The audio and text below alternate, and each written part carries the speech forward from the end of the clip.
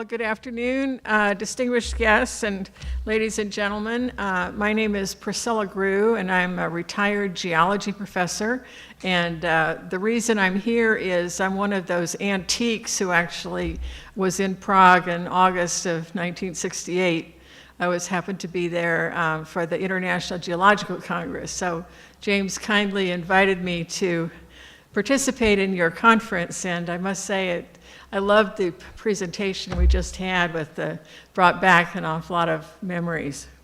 So we're going to have kind of a change of pace now. We've had our musical interlude and that history, and we're going to talk a lot more about, I would say, probably current events now. So I'd like to introduce our next speaker, Mr. Ehsan Naim. Mr. Naim is originally from Afghanistan and currently works in Prague as commercial director for energy and international trade expansion at a new Czech company called EPDOR. The acronym EPDOR stands for Energy Project Development Organization.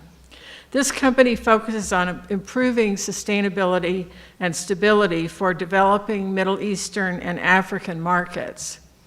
EPDOR's goal is to become a connecting element between Western and Central Europe and the Middle East in the fields of energy, petrochemicals, engineering, and sustainability.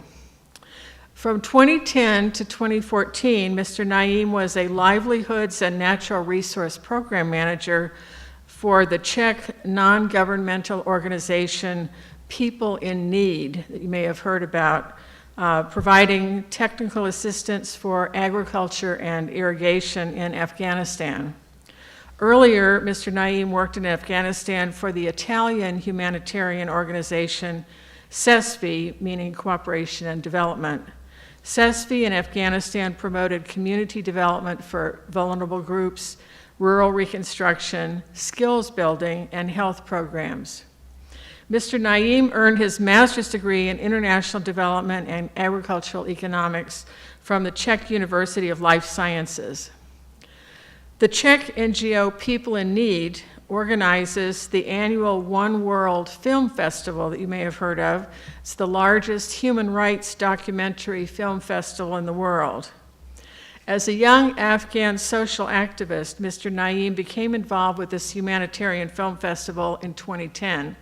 And with the support of the One World Festival and working with a young Afghan volunteer group, he was able to organize film screening in Afghan universities in 2013. And his first screening was the documentary Power of the Powerless, of course, about Václav Havel and the Velvet Revolution in the Czech Republic. The title of Mr. Naim's presentation this afternoon is The Limits of Youth Activism in Afghanistan. Please help me welcome Mr. Naim.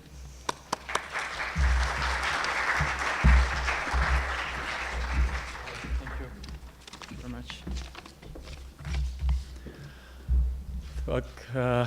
Well, it's so exciting actually to be here. Let me thank you everyone for the opportunity, and especially thanks to James for considering me to be a member of this great platform where I can be, as a young member of this team today. I would like to start not that deeply from the history, maybe from the 1988 when I was maybe just about 8 years old, when the Russians were just withdrawing from Afghanistan. I just remember very few of that, of the communist time in Afghanistan. But what I remember today, or yesterday and the day before, all the history, what I learned, it's so amazing. And in the meantime, the speakers shared the experience with me being an international living in Czech Republic since almost 4 years. For me, I personally learned a lot, and I'm proud that I'm part of this team, frankly. And what I really want to share today is mainly to talk about what really we face as a young generation in Afghanistan, and how I got to involve with bringing all this part of the Czech pride to share with my generation in Afghanistan, and convince them that how the great management can positively transfer the power from one another, while in Afghanistan we had also the experience of the communism. The people would understand it quite clearly. So let me thank once again to everyone who is here, and it's actually indeed very interesting, as I said before. My father, who studied in Russia at the time, it was always a question for us to know in details what was his experience from the time when he was in Russia and he was studying there. But he never let us go in details. Probably he wanted completely to grow up in a different model of life, let's say, and to focus on different things which is positively actually now in our family, and we wanted somehow to repay back of all what my father at least tried to change the atmosphere in his and our family. Just to go briefly about the current situation in Afghanistan, and then I will go back to what I personally did as an activities in this field. Is that I'm proud to say that Afghanistan, with all the problem which we have internally, as a young generation, I have as other Afghan young or Afghan youth, we are hopeful that Afghanistan is 68% of its population is under 25, under age 25. So we are one of the youngest country, which is giving a lot, and it means a lot for me and for all other Afghan youth to try their best to work for our country. Afghanistan is currently witnessing a serious youth growth, and it has resulted in a cultural, social, and political consequences, including the growth of a modern youth political activism. This is already quite representative in the current governmental structure, and 2 times election in the country have proved very broadly that Afghanistan the power is transformed to the young generation who are mostly educated in Europe and the Western world, and transferring the great knowledge and experiences from this part of the world, and that's what actually proved to be in our election, that Afghan really doesn't care about deeply how the Islamist or Islamic ideology, or they don't really care about what is happening or who is the president and who can be so deeply as in the past generation. They were really taking care of it. As our current first lady of the country is a Christian, and in the voting time it was clearly proved that Afghans really don't care about the young generation doesn't care about really who is the president and who can be what will be the consequences of other deep understanding. The rapid growth of a technology, that is something which is very positive for us, and media and access to education and information since 2001 has a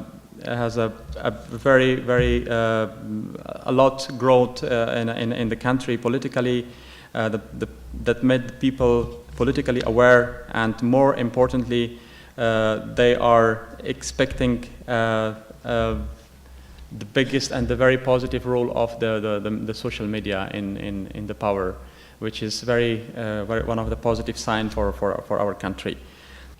Like the cultural constraints pose a big obstacle in the youth political activism, as a person is not considered suitable to lead other unless he is an elder or community leader. Lack of political awareness among the rural youth also makes them more susceptible and also political politically weak to raise their voices. This is one of the other challenge for the Afghans, the youth actually. Although the country is unlikely to face any revolutionary in the immediate future, but with 68% of its total population under the age of 25, Afghanistan is currently witnessing a serious growth in the youth population, and it has resulted in a socio-cultural and political consequences that has been previously unheard or in Afghan political, cultural, and conventions. Though it should be mentioned that youth and student politics are not an entirely new concept in the country. If I just want to go to the history, during the 1950s and 1970s, young people often expressed their opinion through a particular ideological feeling, and the dominant trends were either to become an Islamist or communist to challenge the monarchy. And more than 3 decades of a civil war, followed by a democratic setup, ensured that the current type of youth political activism was more tangible and moderate than that has been seen in the past. This is very, very clearly in the history, and I even now you can feel it as I have more experience in traveling to the rural Afghanistan, that if you really want to be the community leader or to represent a group of the youth in the community, you should be really coming from a very Islamic deep-root family, that your father or a grandfather was very with the Islamist history, or you should be coming from some politically or from the tribal family, which the people can at least even trust you to raise your voice. This is one of the things which Afghans or even the government is in challenge how to tackle this program, this kind of problems. But more than the 3 decades of civil war, followed by the democratic setup, ensured that the current type of political activism was more tangible and moderate than that has been seen in the past. The challenge which the youth are facing with, and government is also highlighting this in the society, is the cultural constraint and traditionalism posed in the biggest challenge toward the political youth activism. In such a traditional society, political authority is not earned based on value, rather it's inherited. Every tribe has its own leader in each village and community. This is what I mentioned before. With such kind of setup in the country, it's very, very difficult for the Afghan youth, even from the rural Afghanistan, to raise their voice and try to reach the cities or make the political aware of the government to listen to their voice. Okay, so let's just go through all this very fast, and maybe I will just more explain about my practical experiences with what I was doing in terms of the film, and how I brought the One World Film Festival to Afghanistan and shared the ideas with my generation in the country. Actually, in my personal experience, when I'm talking about the youth activism and how the people are kind of put it on the side, and especially the young generation, the talk is that I have a personal experience when I was working for the program called DDR. It's the Disarmament, Demobilization, and Reintegration program. It was just right after, in 2003 and 2004, after the Taliban regime and the international communities arrived. I was working for this program in the reintegration part. Well, we had to use, as a regular task, we had to interview the ex-combatants to return back to the civil life. We had to talk for an hour with a young ex-soldiers who was forced to fight for for some reason. I don't know the reason actually. But when we were talking for an hour to go back to the civil life and we were trying to give him an options, what he really want to select to go back to the civil life. And he was never, ever able to decide by himself unless the leader or his the community leader or someone decide for him. Even after 1 hour of discussions, like showing that if there is no one, you have your own choice, but it was impossible to get his idea. That was giving me a lot as myself, as a first humanitarian worker. I was really thinking deeper into the rural communities, how the youth are living there, while we, as educated and living in the cities, for us it was slightly easy to reach the systems and make ourselves understand. But for the rural communities, it's very, very challenging, and it was very difficult for them to decide. Or during the election time, the 2 times presidential election in the country, you would see a family. The leader of the family was coming with other 2 or 3 family members for voting to the voting center.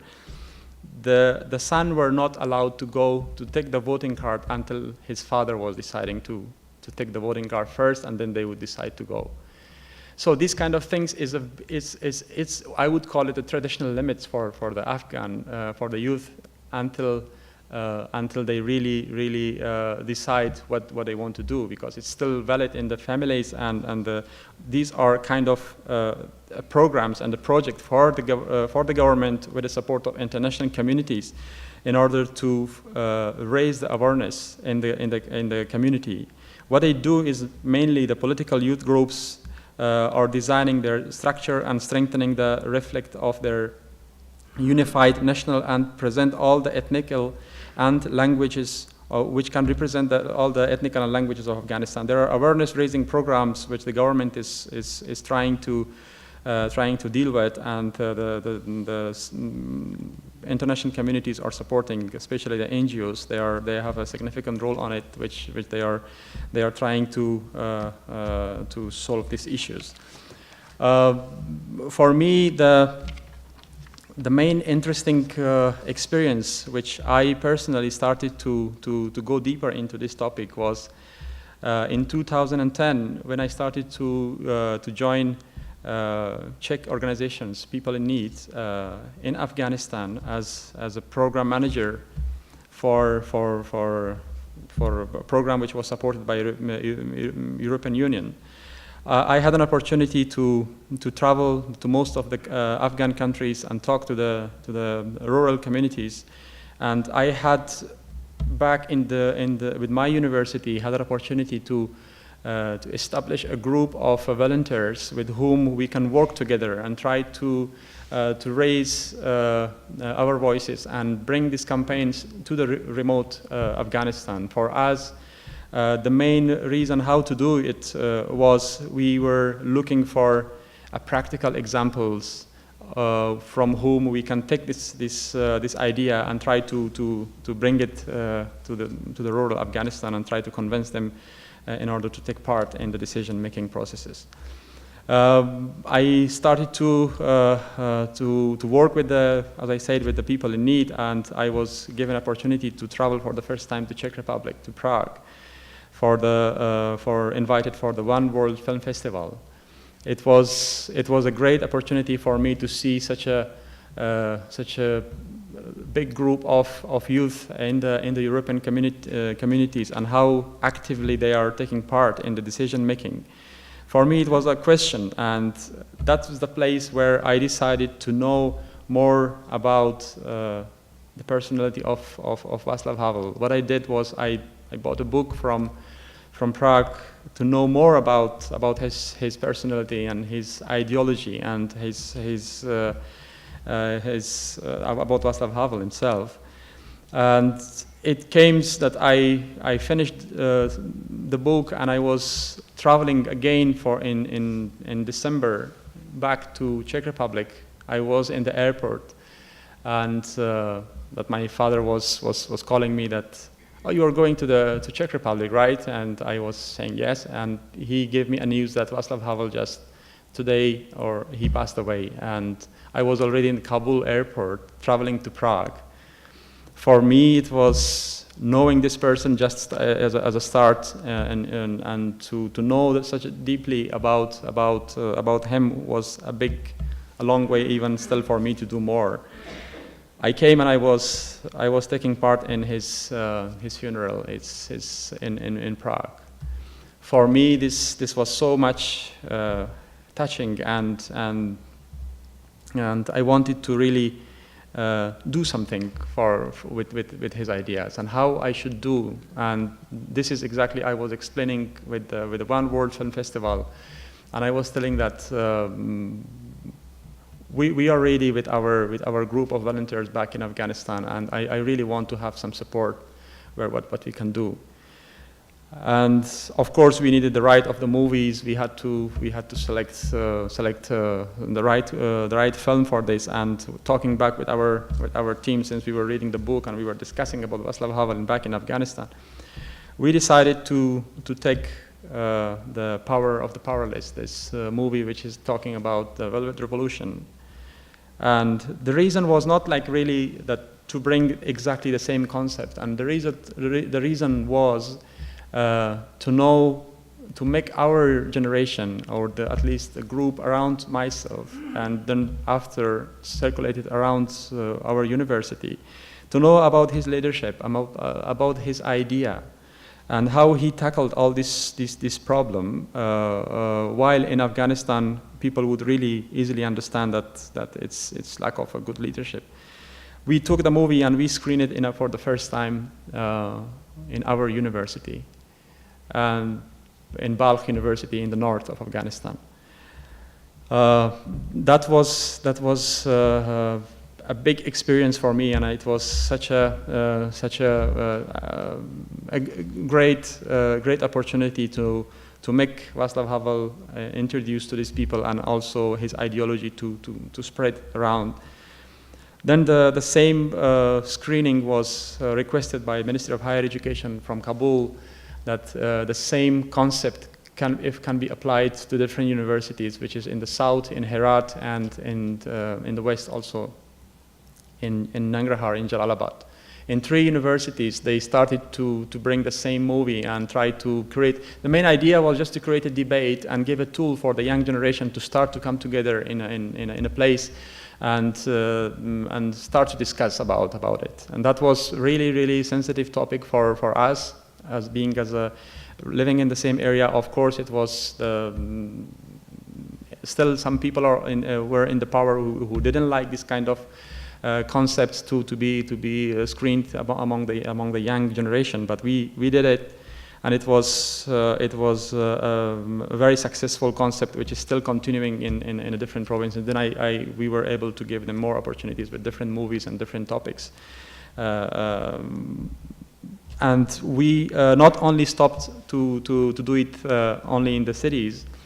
With our access to the rural Afghanistan, we started to bring the same ideas and do the screenings, because Afghanistan traditionally they have still in the rural areas, they have 2 days of market where the people are coming from different areas together and do the shoppings in the village market or in the district market. That is the biggest place where the people come together, and those people were, by any meaning, they were the main. The force supporting the ex-Mujahideens, which they were fighting against different tribes, and we wanted to make them aware of these ideas that in the other countries, what kind of people they started to deal with their problem. And we were doing it in the districts, on the open markets, the open screenings, on the projections, and we were the people to answer their questions and make the people understand that it's really about the way of thinking and how they should be involved in it. the positive feedback from that work in the rural area was, I will always remember it, and I always have it in my mind, is that when I was 2 months later, I was coming back to the same area trying to talk with the people for the project, for my work purpose. I saw a farmer stop me, and he devoted his only orchard, which was for like 500 meters square maybe, and he devoted for Václav Havel, who put a panel of Václav Havel. I have a photo of him with myself, and he devoted on the name of Václav Havel his only orchard.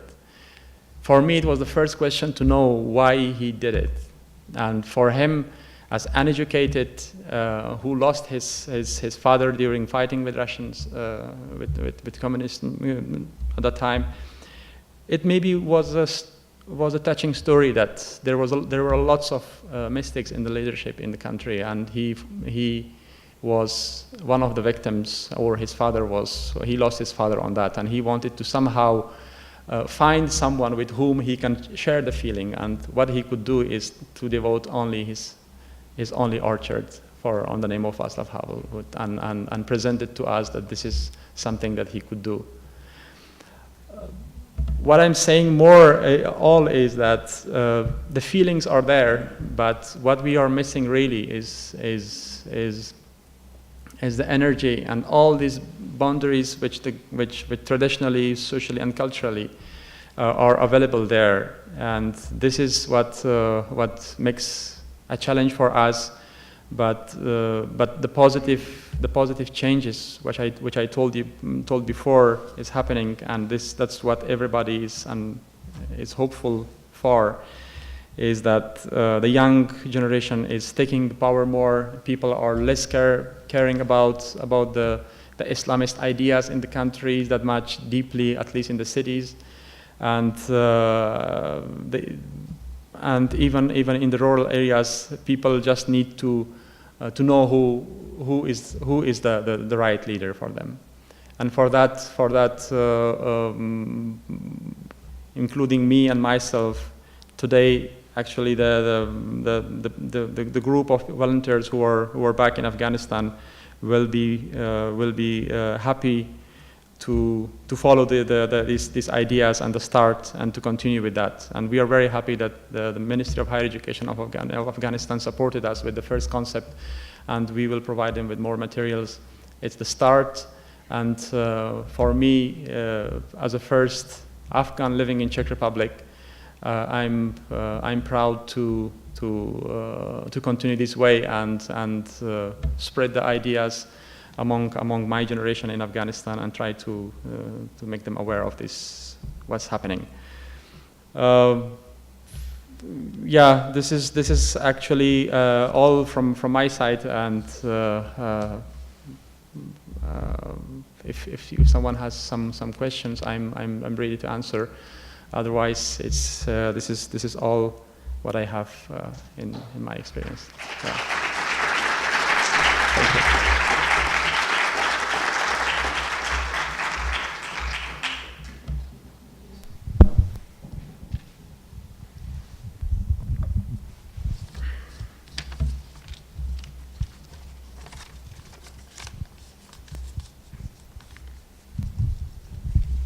Thank you so much. Okay. Also for your perseverance and stamina. I have a question. When you mentioned the farmer with the image of Václav Havel, you alluded to, it's not a logical, it's not like a natural, necessary alliance when one thinks of the contemporary Czech Republic and Afghanistan. Just saying. And I'm wondering if there is a kind of joining an anti-Russian and anti-Soviet feeling, perhaps, because of the Velvet Revolution, where there is maybe an affinity, a political affinity, between the two very different geographies. And if so, is that generational? Does that also transfer from the generation of the fathers in the wars to your generation that you've given us such insight into today? Yes, that's definitely, well, in Afghanistan, they remember very well the time of the communism, and we practically even see the distractions and the things in the system is still very very noticeable, even in the education system, and even walking to the biggest city, starting from Kabul, it's quite visible there. And what is more connecting these, and the people are having these debates among themselves, that what really happened after once the communists left the country in 1988, and why we have such a huge destruction in the country, and that's a question mark for the people who are looking, for the young generation at least, who are looking for the answer. And these are quite often discussed in the families. Like even in our own family, this is a big debate between me and my father as well. Like we really need to find the answer, but he never explained it so deeply. Like why it really happened. But what we know is that the lack of leadership after was something that we were missing. We were promised so many things that after the withdrawal of the Russians, there will be different leadership, but it never happened, and what we got is a weird picture which we can see today, and people remember it like very well, even from connecting it with the Czech Republic. Myself, and even by the history, it's quite close, 1988, and then after happened with the Czech Republic as well. Yeah. Okay, if I may follow up on the previous question with a little clarification. There has never been a very strong anti-Russian feeling in Czechoslovakia, even after the events of 1968. There was a lot of anti-communist sentiment, anti-Soviet sentiment, but compared to countries like Poland or the Baltic countries, which have had much more extensive historical experience and sometimes negative experience with the Russian Empire, the Russophobic feeling was never there. And actually it did have something to do with the events of August 1968. If you look at this photograph, it's very illustrative, and on another photograph I might have been in the crowd down there because I was a 19-year-old on the streets at that time. The Russian soldiers in the turrets of the tanks, they were, guys our age. They were 19-year-old, and most of them were not even Russian. I mean, they came from the Central Asian republics of the Soviet Union. There were Uzbeks and Kazakhs and whatnot, and they had no idea where they were. And what this was all about, and one couldn't help but feel more sorry for them than hating them. I mean, of course, we screamed, but they were so lost that the hatred simply never came. But I intended to ask a question of my own. Did you work, apart from the movie, also with the power of the powerless as a text, as an essay with the students, and in particular because you mentioned that young people, especially in the rural areas of Afghanistan, have a distinct problem of deciding for themselves, and they need the authority of someone higher, of the elder or the tribal leader to decide for them. Did you specifically work with the idea of the concept of individual responsibility that actually the power of the powerless is all about? Yeah, thank you for the question. Actually, with the communities, our work was more deeper. than only having the screenings to them. We were very deeply developing the community action plan with the community. We had to really tackle different aspects of the community problem. Which one of them was making awareness among the community. Of course, we had to also involve the women in this kind of decision, and that's always very challenging for someone to work with the farmer and ask them to also the women to be part of this kind of these debates or this community action plan. But what we were preparing some visual materials and asking them to draw their own ideas and to tell us what really they were feeling, and we were mostly collecting their ideas by drawings. They were putting the things, and we were collecting their ideas together, and we wanted to see what they were drawing the tanks. They were dreaming about their own village to be something else, and we wanted to put these things together and then finally find the materials based on their own demand. But mostly their dream was really about that they are the village is something which they want to develop, but they don't know how to do it. And for us, we were really answering their questions in a different way, like screening the movies, asking them to come. But by the text, they are uneducated. It was very difficult to send them the text kind of papers or ask them to read about it.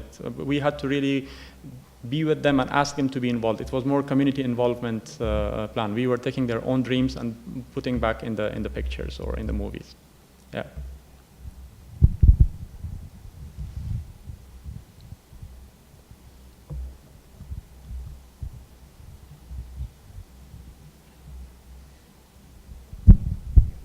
We hear a lot in the press about the lack of a real sense of Afghan identity.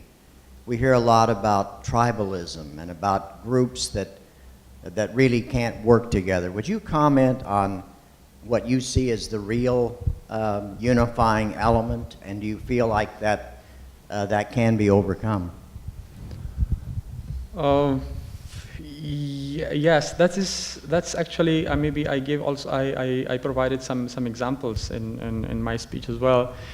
The tribal problems and these traditional decision-making processes in the country, it's a very, very deep-rooted problem now. It's a big challenge for the government itself. And the only thing which need to solve this is to increase the educated facilitation for the people. That's the only reason, because most of the people who are living there, they don't have access to the education.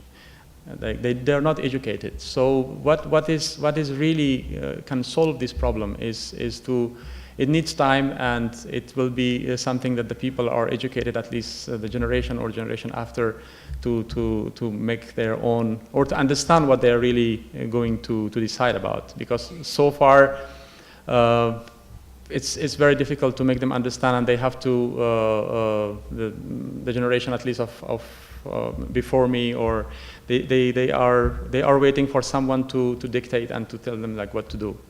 But what they do is the same person who doesn't know what to do is trying to send their kids to the school and trying them to make understand really how to overcome this problem. But of course, it's this issue will take time, and it will remain as a challenge for the government or for some time more, of course. Thank you. Yeah. I don't need a microphone. I have a very loud Oh yeah, voice. yeah. How many European Union volunteers are there in Afghanistan? And what sort of fields do they help with? The strengths of Afghanistan on the Silk Road, where orchards, some mineral production. What is the economic future of Afghanistan, and how can the European Union and America as well, how can volunteers help evolution? well, your question was more about how many European volunteers. And the general move of the economy. Okay, okay. Yeah, the biggest problem actually was raising so much money and putting so much money at the time since 2001, when it's, or 2002, it started to give to Afghanistan, where there was lack of, it was zero capacity for managing this huge amount of funds or money raised for Afghanistan. That was the biggest problem for at the beginning, that everybody, we feel it, and it was very big problem. But what is very, like, in terms of how many people are working on this, it's based on the very programs which the European Unions or American fundings are supporting this. It's called National Solidarity Program. It's one of the biggest program on the overall country, and conceptually these concepts are coming from different countries like Bangladesh or India or some other African countries. And these are sponsored or funded by the international communities, the European Union or American fundings. And they're providing only advisory services for them, but the implementers are now the ministries. And with this policy, of course, only international funding is not enough. And recently, since 5 years, they're really trying to encourage the Afghan investors to be a contributor in the economical tie of the country. And there are some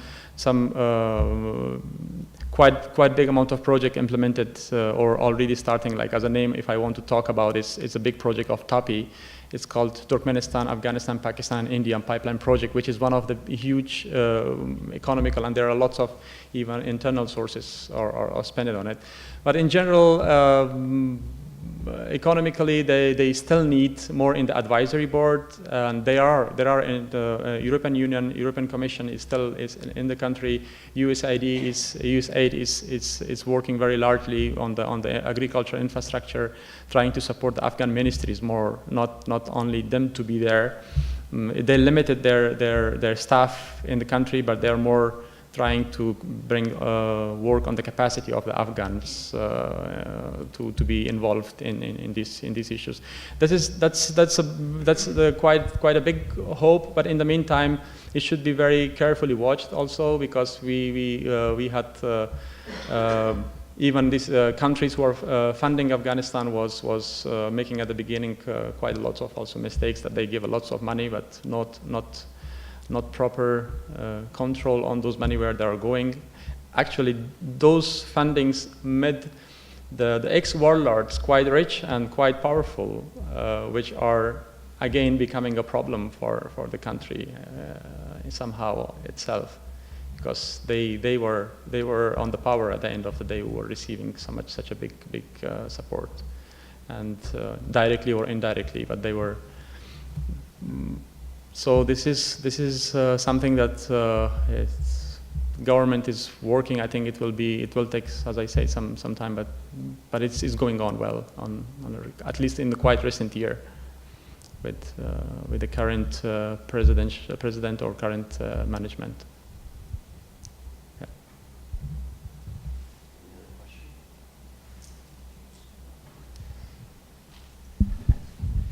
Thanks very much for that. Was very interesting background. But I want to come back to the Havel thing just a bit, because when the Arab Spring happened in Cairo, I went to Cairo and I found a professor there who actually knew Czech, and so we kind of worked out this scheme that we would translate the book into Arabic, thinking that perhaps it might actually kind of help to move things along. Yeah.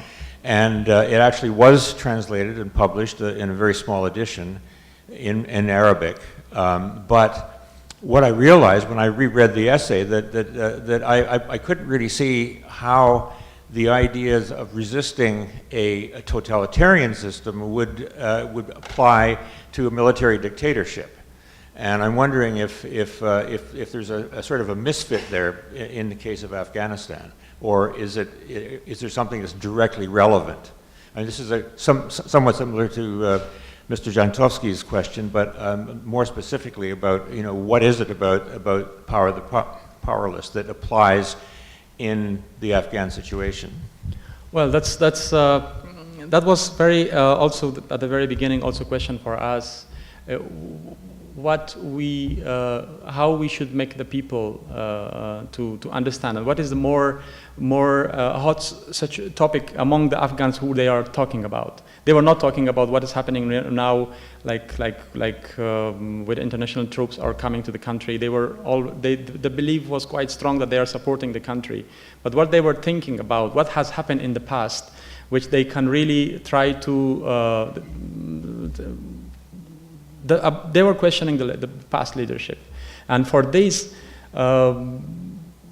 we didn't need to really go in such a deep way to think about what will happen. And for us, it was really to create a debate, and we wanted to know what is making them more to talk about such a topic.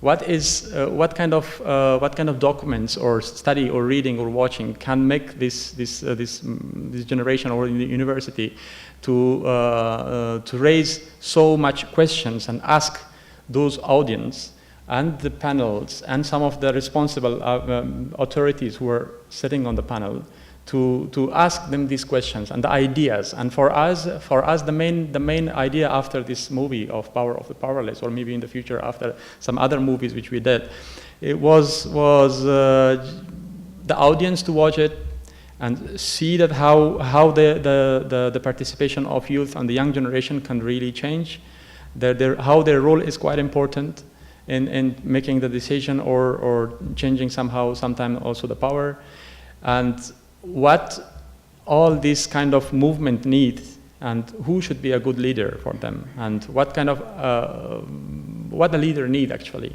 It's not only that someone should raise by the tribe that is a good man and he's a leader, but for him that the good leader should spend a long way, which also Václav Havel, he did quite a long run and he had lots of problems, but which none of our leaders actually, they had such a problem in their past background, but they became quite famous, but they were taking quite negatively quite a large part in the destruction of the countries after.